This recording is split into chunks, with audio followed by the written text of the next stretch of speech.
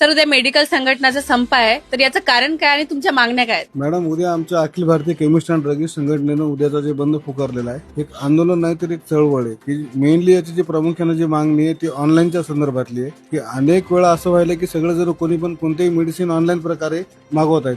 Online तुम्हाला कोण pharmacist provide करायला कोण करायला त्याचा काही डाटा तिथं नाही.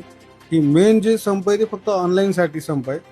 All India druggist and chemist असोसिएशनच्या वतीनं पूर्ण देशामध्ये उद्या 20 तारखेला बंद पाळण्यात येत आहे. न्यूजच्या माध्यमातून पण आपल्या सर्वांना माहीत झालेलं आहे.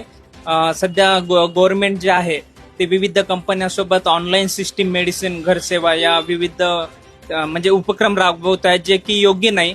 कारण की एखादा कस्टमर मेडिसिन म्हणजे मेडिकलवर येतो तेव्हा फार्मसी त्यांना योग्य उपयोग सांगतो, तर ऑनलाईन सिस्टीमद्वारे हे काय म्हणजे होणार नाही.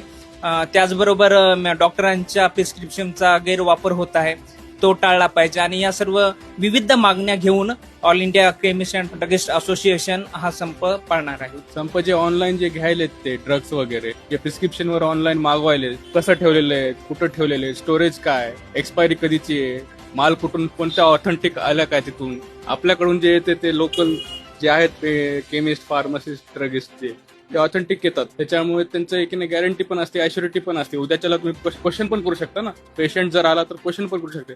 पण ऑनलाईन कसं आहे, डिस्काउंटच्या बेसिसवर एकीने पेशंट लोक काय करायले, ऑनलाईन घ्यायलेत स्वस्त भावात भेटायला म्हणून, पण नंतर त्याचे एकीने साईड इफेक्ट वगैरे व्हायलेत. त्यामुळे नंतर मग त्यांना वाटायले की हे असं का व्हायलेत सिम्पटम्स. जे प्रोडक्ट जे भेटायलेत ना, त्यांचं जे काही ड्रग्स जे आहेत त्यांना एकीने प्रॉपर एकीने स्टोरेज ठेवावं लागते, कूल स्टोरेजवर ठेवावं लागतात.